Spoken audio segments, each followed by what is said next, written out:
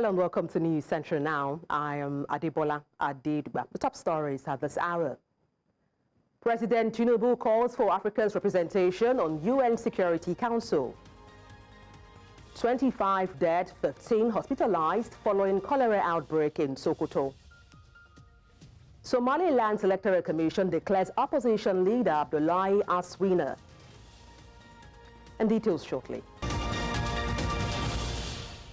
Let's begin by telling you that President Bola Tinubu has reiterated Nigeria's readiness to represent Africa as a permanent member of the United Nations Security Council, calling for reforms to ensure the Council reflects global diversity.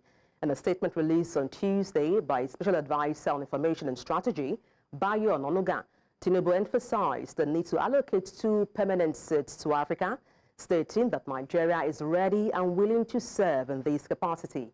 The president also urged the expansion of the Council's permanent and non-permanent categories to better represent the world's diversity and plurality. While commending the G20's recent decision to grant permanent membership to the African Union, Tinubu highlighted the importance of such inclusivity in fostering more effective discussions to address global challenges. In the meantime, President Tinubu has praised the establishment of the Global Alliance Against Hunger and Poverty, an initiative championed by Brazilian President Luiz Inácio Lula da Silva. And speaking on Monday at the opening session of the 19th G20 Leaders Summit in Rio de Janeiro, Brazil, Tinubu described the alliance as a pivotal step in addressing one of the world's most pressing challenges, drawing parallels between the initiative and one of the 8 priority areas he outlined during his inauguration 18 months ago. The president reiterated Nigeria's commitment to adopting international best practices to drive its economic development. He highlighted Nigeria's endorsement of the alliance as a significant move towards combating hunger and poverty, leveraging global cooperation and resources to strengthen domestic strategies. And for context, we're joined by an African affairs analyst, and that's David Batsanga. Good afternoon. Glad to have you join me on the news. Very much. Good afternoon in Nigeria. Good afternoon across Africa and wherever you are in the world. Thank you. All right. Then let me kick off by asking what you think are the potential benefits as well as challenges of expanding the UN Security Council to, of course, include 2 permanent seats for Africa, as advocated by the president himself, Tinubu. Thank you very much. First of all, the UN has been a moribund. It was a dead organization. United Nations Security Council was dead because 2 members against 3 permanent members fighting. Russia, China fighting Britain, America, and France. So expansion of the United Nations Security Council is a welcome step. But 2 seats for 1.4 billion people is not what I agree with. 2 seats are too few for us. We need at least 4 seats on the United Nations Security Council. That will make sure that North, West, East, and South of this great continent of about 1.4 billion people are represented well on the Security Council to create a balance. So it is a welcome step by His Excellency President Tinubu to mention about Security Council seats, but it is not good enough for Africa. We need 4 more seats. You can't have a country with 50 million people, 60 million people like France having a seat, a permanent seat. We also need permanent seats, but 4. And those challenges are going to remain there as long as it's divided 2 against 3. Now, following your train of thoughts about 2 seats not being enough, what do you think is the way forward? For instance, talking about Nigeria's representation, how can we contribute to this goal of ensuring global diversity? First of all, there you are. There's an argument already, even from your tone, talking from Nigeria's point of view, not talking from the African point of view. Therefore, to balance so that we don't have a clash of ideas, we need 4 seats. West Africa 1 seat, North Africa 1 seat, East Africa 1 seat, South Africa, the southern part of Africa, 1 seat. 4, not 2. Because already 2 will divide us. We don't know who wants it. People will begin disuniting. All the time we have been disunited because of the external influences that come with these imperialistic organizations like a United Nations Security Council. They come here, they divide us. And 2, ourselves, we have not cleaned our house on the African continent. We have African Union security, peace, and political affairs. How many conflicts has it solved in Africa? None. None. Look at it. So many things are going wrong. Military coups are springing up. Human rights abuses are going on. But we have a Peace and Security Council in African Union that does not help us, my sister. Therefore, let's clean our house first. Mr. Yes. Musanga, let's narrow down on the impact of this permanent membership to African Union now.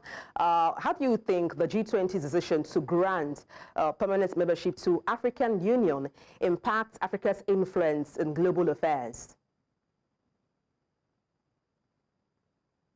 Each African country, first of all, has different views. For example, we have not united ourselves in order to go to G20. To ask for what? Each country has got its own demands. It is a good move for G20 to welcome African Union, but they are there as members, 1 country each, and we have 55 countries. Why do you lump us together when our demands could not be the same? That is a dead meat before it arrives. You see, you can see now, G20, African Union, go there and do what? In African Union, my sister, we are already captured. France has captured us. France has already taken us on. It has already eaten us. Has already taken us on. And we are done. So even if we go there, what impact will it make in G20? What impact will they give us money? How much money will 55 countries share? Are they going to give to African Union or they are giving it to individuals? The same countries that are inviting us to G20 are the same countries that come to work with Nigeria, sign bilateral relationship with Nigeria, sign bilateral relationship with Kenya, sign bilateral. Why don't they sign a bilateral relationship with African Union so that the money is deposited in a pool, in an African Union pool, so that we can share this money equitably? Let's expand more now on what you referenced, which is impact. Do you think President Tinubu's call for inclusivity in the UN Security Council can lead to more effective discussions and also solutions to global challenges? Yes, it could if they gave us, as you know, my sister, I've already told you I need 4 seats. But if they give us 2, yes, or right, that is because the criteria under which they give these seats are not democratic. They can decide that Africa will take 2. You are giving us as if we are second-hand citizens of God. No, we are the same. But one of the things that the impact it will make us have a voice at the table, at the real table where the food is being eaten, not under the table. We have been under the table since UN was formed, since the United Nations Security Council. We have been eating crumbs. We now want to be on table to make decisions, to refuse some decisions, obnoxious decisions, like the way of invading Libya, dismembering Libya, the wars in Sudan. People talk more about Ukraine, but we have wars in Sudan. The war in Sudan is eating millions of people more than they are being eaten in Ukraine. Why is the world focused on Ukraine and it cannot focus on Sudan? Why is the world focused on Ukraine? It cannot focus on Central African Republic. Why is the world focused on Middle East more than Africa? We need that stability, the impact of 2 seats. If they give us, although I wanted 4, it will be great. But which country in Africa will go there to represent Africa? Not Nigeria, not South Africa, not Uganda, but Africa. That is the most important thing that we as elders of this continent, including myself, who are going home, We are in the sunset. We want to see one voice in Africa, one thing talked about as Pan-Africanism. We don't want to go there divided and then start fighting amongst the same people who will ridicule us and look down upon us. Well, thank you so much for your submissions on the news. David Matsanga, African Affairs Analyst. Many thanks indeed. Thank you very much for the call, and I'm always ready to take more and more of this. 4 seats, remember me, my sister. 2 are going to divide us. Please, Mr. President Tinubu, look for more 2 to make 4 seats so that there's stability. Thank you. God bless. Away from that, President Bola Ahmed Tinubu has announced a strategic restructuring of his media and communications team, appointing 3 special advisors to jointly serve as government spokesperson. The newly established arrangements include the special advisor on information and strategy, Bayo Onanuga, the special advisor on media and public communications, Sunday Dari, and the special advisor on policy communication, Daniel Bwala. The president emphasized that the initiative is designed to ensure effective and consistent communication of government policies, decisions, and engagement. This development was confirmed in a State House statement issued by Onanuga, who noted that the restructuring underscores the president's commitment to streamlined and responsive communication strategy for his regime. The special advisor on policy communication to the president, Daniel Bwala, has urged Nigerians to be optimistic about the reforms of the president, saying by the first quarter of 2025, Nigerians will experience a clear difference in governance to the previous regime. Bwala stated this on Monday to State House correspondent while speaking on several efforts of the President Tinubu-led administration in addressing challenges of food security and inflation confronting the nation. The presidential aide who assumed office on Monday also said the president is committed to tackling the challenge of food crisis and bringing down inflation. To be honest with you, government is not perfect. Government is a work in progress. What government does consistently is to communicate to the people, not just the intention of government, but the effort of government in delivering on the promise to the Nigerian people. So you're going to find in the course of our work, there are times government will come up to you to say, this and this are the efforts we've made in this regard. If it is not perfect, we're improving upon it. The posture of Mr. President from when he took the oath of office to the Nigerian people is that I have undertaken this task. I know the onerous responsibility. I'm committed to it. The box is on my table. All I require from the Nigerian people is patience. This reform we have embarked upon is tough, but it's what we are prepared for. And we are going to put in our best. In the course of the administration, we are going to make sure that we communicate to the Nigerian people what we are doing. And I can readily tell you that the administration has achieved tremendously. If you're looking at it from the point of view of somebody who is neutral, because the nation consists of government, the opposition, and the people. Sometimes in the messaging, focus is made most of the times on the opposition instead of the people. That's why the role of the media, as you all know, is very important, because what you do is you report what is happening. The Minister of the Federal Capital Territory, Nyesom Wike, has approved the payment of a new national minimum wage of 70,000 naira for staff of the FCT administration. In a statement released on Tuesday in Abuja by the acting head of the FCT Civil Service, Grace Adayulo, the minister also approved the payment of 3 months' arrears for all staff of the administration effective November 2024. The statement adds that the decision underscores the minister's commitment to the welfare of the staff. Let's also tell you that Nigeria's Senate has vowed to impose sanctions on ministries, departments and agencies that fail to comply with laws and resolutions passed by the parliament affecting their operations. And this was made known by the chairman of the Senate Committee on Legislative Compliance during a one-day workshop for members of the committee aimed at improving legislative compliance for effective governance. Our correspondent, Idong Joseph, tells us more. Those in support that this bill be now read a second time, say aye.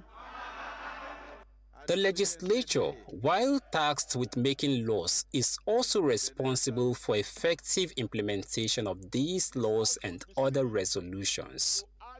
However, ensuring compliance by MDAs is often hindered by weak enforcement mechanisms, bureaucratic inefficiencies, and a lack of political will, which undermines legislative decisions and erodes public trust in governance. When laws and resolutions are ignored or poorly implemented, the very foundation of democracy is weakened. Strengthening legislative compliance is therefore not just a procedural task, but a patriotic duty that directly impacts the lives of Nigerians. To address these critical challenges of oversight and compliance, the National Institute for Legislative and Democratic Studies organized this workshop to enhance the capacity of lawmakers. Our focus today is not only to identify gaps, but also to develop practical solutions that will enable the legislature to hold MDAs accountable for implementing resolutions and adhering to the laws of the land. One of the highlights of today's workshop is the introduction of a tracking dashboard. This innovative tool will allow the relevant committee to monitor the implementation of laws and policies in real time. The President of the Senate and Chairman of the Senate Committee on Legislative Compliance seized the opportunity to urge MDAs to comply with the laws of the Federation in their operations. They pledged to enforce sanctions on any agency found to be in violation. What we want to call on all those that are head of MDAs and agencies of this government is to comply with all these instruments or all these resolutions. We will take this job seriously, and where sanctions are required, we will not hesitate to sanction any MDA that violates the laws of this country. Lawmakers view this gathering as a call to action for all stakeholders to collaborate on accountability. They also urge citizens to report any infringements by MDAs that the Parliament may not be aware of, promising to enforce compliance. In Abuja for News Central, I am Idong Joseph. Several stakeholders, including the Nigerian Navy, the Nigerian Maritime Administration and safety agencies, and the Nigerian Shippers Council have opposed the proposed legislation aimed at establishing the Nigerian Maritime Corps. According to some members of parliament, the proposed Marine Corps is expected to safeguard the nation's maritime infrastructure, but was widely rejected during a recent public hearing held by lawmakers. Our correspondent again, Idong Joseph, fills us in. Lawmakers view the establishment of a Marine Corps as a strategic initiative that will enhance Nigeria's maritime capabilities, protect its waters, and create a secure environment for trade and economic growth. Drawing comparison to the United States Marine Corps, the Russian Naval Infantry, and the South Korean Marine Corps, all specialized forces dedicated to securing their respective maritime interests, lawmakers argued that their vision for the Marine Corps is similar and not meant to create another branch of the military. Establishing the Nigerian Maritime Corps is not merely a legislative effort, but it should be a strategic initiative based on the idea of the sponsor of the bill to enhance maritime prowess. The focus on marine intervention is firmly rooted in the legislative agenda of the 10th House of Representatives, particularly in our goals of economic diversification and agricultural development. However, during the public hearing, stakeholders expressed their concerns about the bill. The Nigerian Navy, the Nigerian Maritime Administration and Safety Agency, and the Nigerian Shippers Council all opposed the bill, calling for the strengthening of existing security agencies in the country instead of creating new ones. This venture, and with due respect, perhaps misadventure, is a recipe for confusion. Most importantly, what threat analysis was carried out, like somebody said, What does this corps intend to do differently? And like many others have said, why not strengthen already existing agencies, already existing services to do their work? The bill for an act to establish the Nigerian Marine Corps shouldn't even come up in the first place, honestly, if you ask me. Some representatives from civil society organizations present at the hearing also opposed the bill, urging the House to reject it during its third reading, arguing that it is unnecessary. The chairman of the committee, while adjourning the hearing, promised that due diligence will be exercised in the legislative process concerning the bill. In Abuja for News Central, I am Idong Joseph. Time for a break. When we return, DSS detains PDP's Ogun State 2023 governorship candidate Adebola. Details shortly. Join us again. Thank you for staying with us. At least 25 people have died in a gastroenteritis outbreak, commonly known as cholera, across 3 local government areas in Sokoto State, with 1,160 cases reported. The State Commissioner for Health, Asabe Balaribe, disclosed this while addressing journalists, saying 15 patients are currently receiving treatments for active cases in Sokoto North, Silame, and Kware local government areas. She explained that the 15 active cases were confirmed through laboratory tests, including culture and sensitivity analysis. According to her, of the 1,160 people affected by the outbreak, 25 have succumbed to the disease.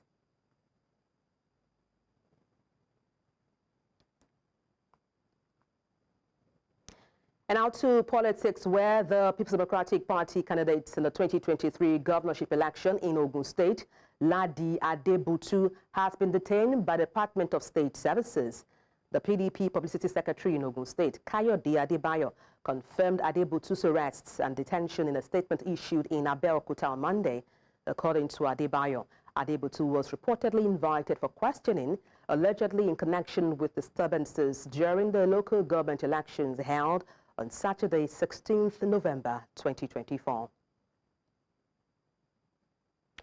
Following allegations of vote buying and selling during the recently concluded Ondo governorship election, one election observation group has called on Nigeria's Independent Electoral Commission to work with anti-graft and security agencies to enforce penalties for those found culpable in the act. The group, while presenting its final election observation report in Abuja, expressed concerns over recurring issues that have plagued the nation's electoral process, including vote buying, violence during polls, and lack of access to polling units for persons with disabilities. Multiple locations, including but not limited to Ondo East, Akure South, and Ovia Northeast in Edo, our observers reported widespread vote buying, with petty agents distributing cash to voters in full view of security personnel. No interventions were made, compromising the integrity of the vote. As we have seen series of vote buying and voter manipulations in this election, we call for stronger collaboration between INEC, security agencies, and anti-graft agencies to ensure enforcement of penalties when found culpable. The Electoral Act provisions are there for every Nigerian to understand, but one key thing we need to understand that we can't keep disenfranchising young people from voting. Look at the numbers we have, the number of people that registered to vote, and look at the number of people that collected their PVCs, and look at the number of people that actually vote on election days, and the recurring trend across every state. INEC has to do better to ensure that their plan is not just conducting elections or go to the states, but ensuring that the people that are supposed to select their leaders, they have a strong strategy that makes sure people get into the room or get into the polling units and vote. And for context, we're joined by a public affairs analyst in person of Dotun or John. Good afternoon. Glad to have you join me on the news. Good afternoon. It's good to be here. All right. Following the concluded Ondo governorship election, we have seen different accusations of vote buying. What measures can INEC take to prevent vote buying and also selling in future elections? Vote buying has actually, with what happened in Ondo State, it's been established that vote buying has become a communal issue and perhaps even psychological, because we took time to do an analysis of what really went wrong, and we were trying to put everything in context. We were trying to know what is the percentage of people in Ondo State that actually participated in that election, who went willingly to vote without looking forward to receiving something. And our results have started coming in, and it is alarming that we are swimming around 2% of the people who actually went out to vote. That means that a whopping over 90% of the people who actually voted did that because they wanted to collect something after voting. So, and I actually listened to your report. One of the things that I'm going to talk about is the collaboration that must exist between INEC and anti-graft agency. Because what happened is that there were strategic ways that vote buying was carried out in Ondo State. But one thing that was common to all of them was the fact that before they pay for the vote, people actually, that was the party agent, actually have access to the ballot paper. It means that when you go out to vote, when you turn print, one of the agents will have seen that you actually turn printed for his or her party before they offer you money. So, and all of these things, most of them happened while security agents were there. They were looking at them. They didn't have nothing to do, or perhaps they couldn't do anything. So it has become a serious issue. First, the collaboration must be stronger. Anti-graft agency must know that what they are out there to do, because we even had some cases where some officers were even accused of receiving bribe before the election. So all of these things are happening, and an election that is supposed to be judged free and fair was actually marred by the issue of vote buying, and I think it's a regrettable thing. Mr. Aljon, just to chip in there, you're talking about security agencies. We understand for the just concluded Ondo governorship election, over 30,000 police officers were deployed to Ondo State to monitor the exercise. What, in your estimation, has been the impact of that number of security officers deployed for that conducted or concluded election? The impact of that really was to have reduced the issue of ballot snatching or people trying to carry material from one side to the other. But again, that has already been done by INEC. If you cause crisis in any of the polling unit, that polling unit will actually, the result there will be cancelled. So politicians are aware, and I think a lot of them are not even ready to cause crisis. So there was not much of significant impact, because if you ask me, really, because it's a contest between about 18 political parties, and I can say to you that the winner may actually be the greatest spender. In other words, anybody who had the money could have emerged. It could be the will of the people, but is it really their wish? Because before vote buying will take place, there must be a willing buyer and a willing seller. We had the seller in the electorate and the buyers in the politician. But what I'm saying in essence is that the presence of security agents within the polling unit did not actually stop party agent, and it's across board, because it's easy for anybody to say, oh, it's APC because APC won and the other party did not try. No, what happened is that people were strategic to have gone for the highest bidder. Some parties offer 10,000, one party offer 10,000 and above. In fact, in some polling units, a party offered up to 25,000 in Idore local government. Now, it doesn't mean that the other party did not offer money, but it's just a case of doing things that you are not supposed to do on the day of election in the full glare of security personnel, without them intervening, without them correcting, without them even looking at you as if they are there to actually prevent it. So that's just the sad part of it.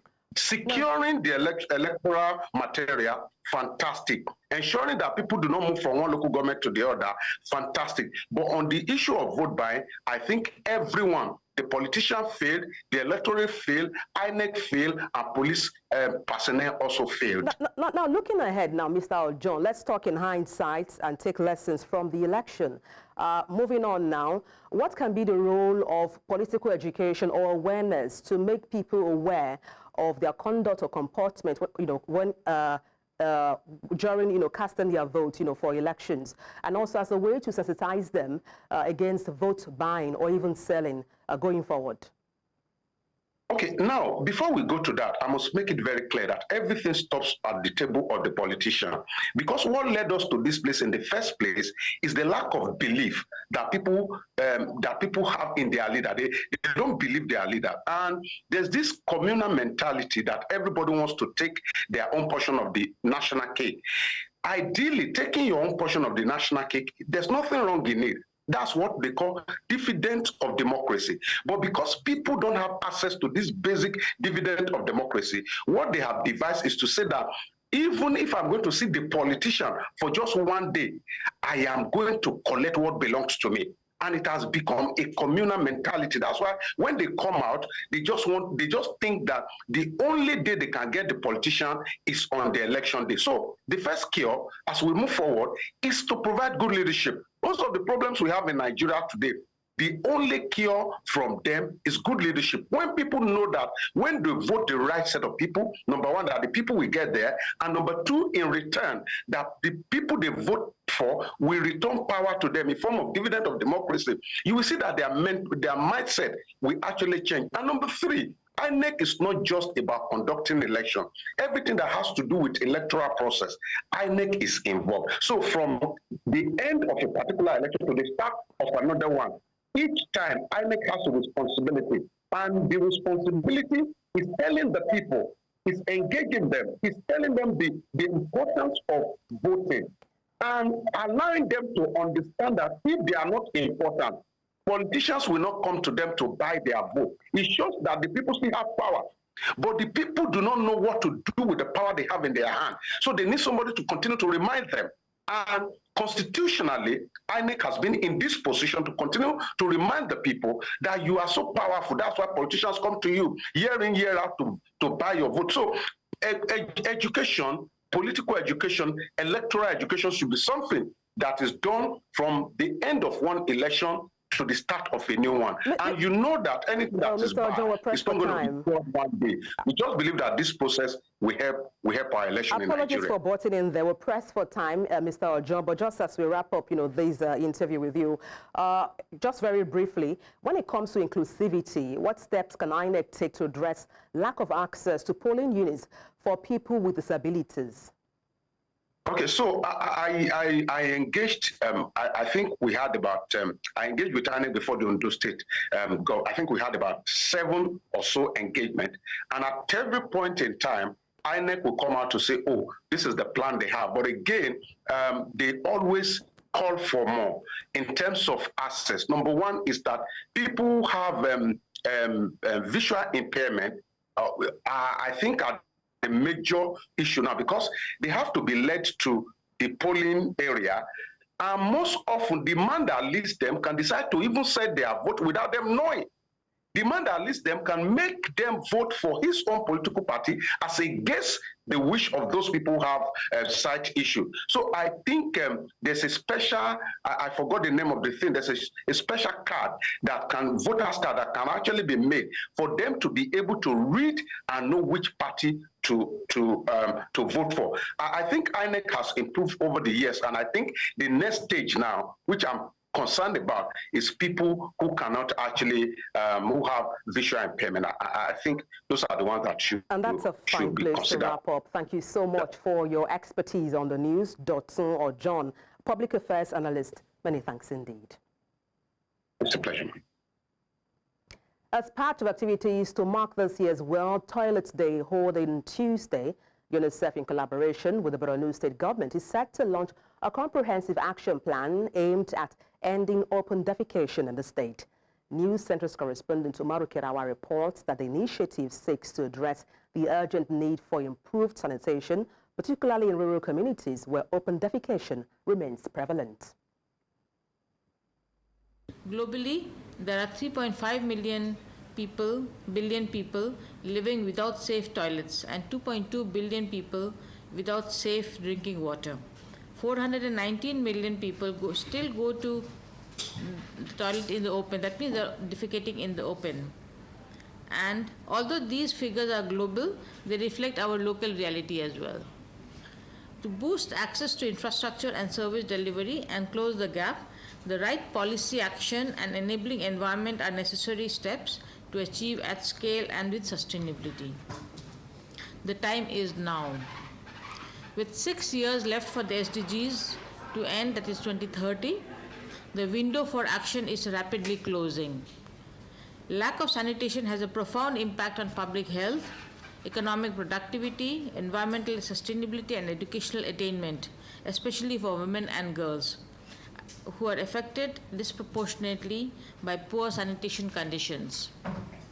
It is remarkable that the state is launching the roadmap to end open defecation tomorrow, November 19, 2024. So it will not be an overstatement to say that the state can achieve the sanitation results despite the context. I re-emphasize on this, the state can achieve the sanitation results if all that is required seem to be in place at the moment, and that is sanitation to become a high administrative and political priority, supported with credible budgets and strong service delivery institutions. Coming up, opposition demands annulment of disputed election in Mozambique. We have details shortly. Join us again.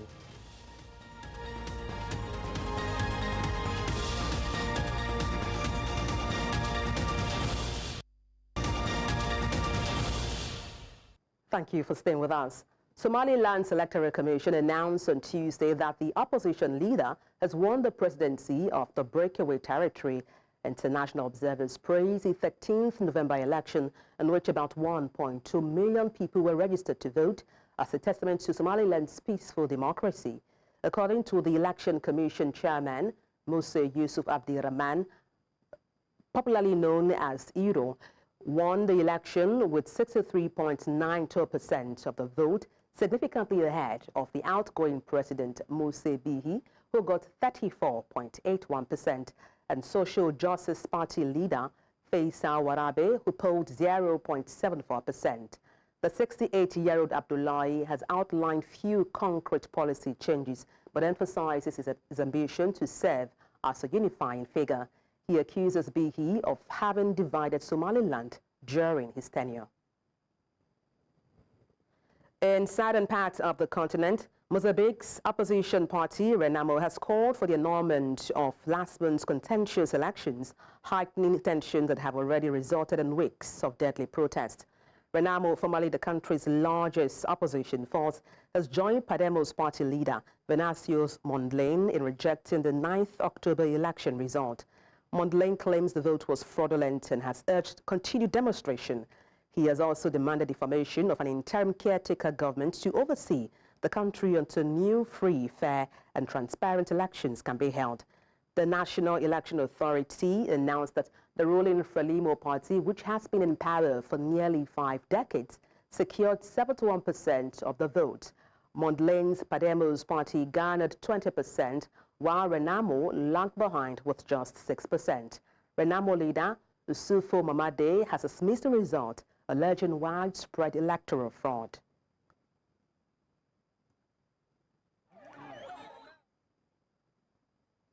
Still ahead, Russian President Putin signs the decree allowing use of nuclear arms. Details shortly. Join us again.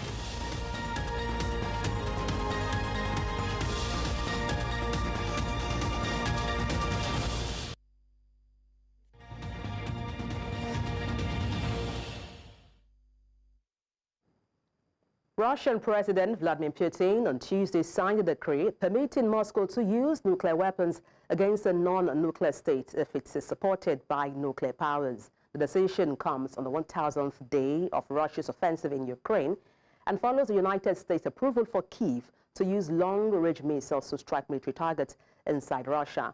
The new doctrine states that Russia may consider employing nuclear weapons against a non-nuclear state if it receives backing from nuclear powers. In a direct reference to Ukraine and its Western allies, Kremlin spokesperson Dmitry Peskov said aggression by a non-nuclear state with involvement of a nuclear state will be treated as a joint attack. Police and intelligence officers confirmed on Tuesday that at least 8 soldiers were killed and 7 police officers were kidnapped in separate attacks in northwest Pakistan. According to an intelligence officer who requested to remain anonymous, a clash on Monday resulted in the deaths of 8 soldiers and 9 militants in the Tira area of Khyber Pakhtunkhwa province.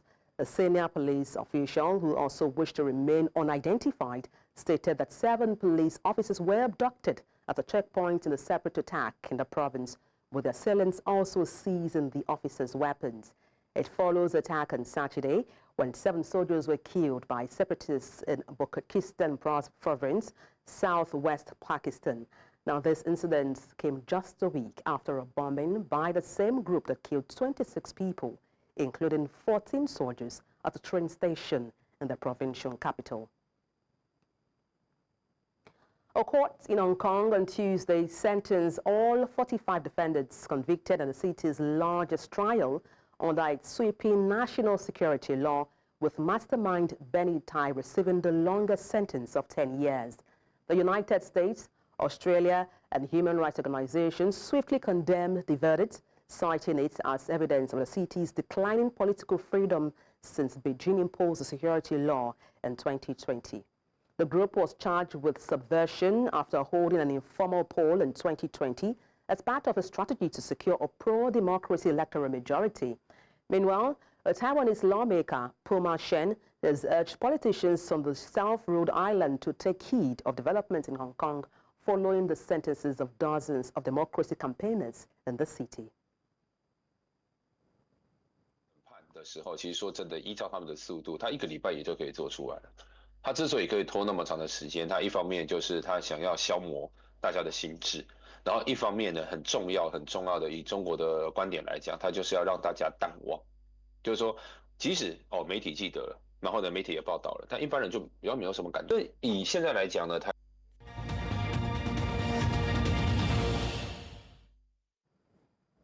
And in the world of sports, Nigeria Women Football League champions Edo Queens will aim to become the first Nigerian club to reach the final of the CAF Women's Champions League as they take the TP Mazembe in the first semi-final match on Tuesday today in Morocco. Edo Queens reached the last 4 of the 8-team tournament on Saturday after dramatically sending defending champions Mamelodi Sundowns packing. They trailed the South Africans by a goal until the dying moments of the match, when clutch player Essien scored the equalizer in added time. Mary Mamoudou then scored a late goal to win the match 2-1. After scaling the group stage hurdles, coach Moses Aduku stressed the need to maintain their one game at a time approach ahead of today's crucial encounter. Yeah, it's to play, and the guys are playing. So far so good. We're happy, but not satisfied yet in terms of there is something to win now, which is the trophy, not qualification again. So we are going to put in our best to see how we can cross this stage. Very good team. Not just them alone. Every team that came here is a good team, a champion, you know, but I respect them. Good team. But when it comes to the game proper, the best thing we take the day. And I want to believe we've watched them, they've also watched us. And that's all on the news. Let's take a look again at some of the major stories. President Tinubu calls for Africa's representation on UN Security Council. 25 dead, 15 hospitalized following cholera outbreak in Sokoto. Somaliland's Electoral Commission declares opposition leader Abdullahi as winner. You can watch News Central live on DSTV, channel 422, Star Times, channel 274, Avo TV, and YouTube. Many thanks for watching. I am Adebola Adedugba.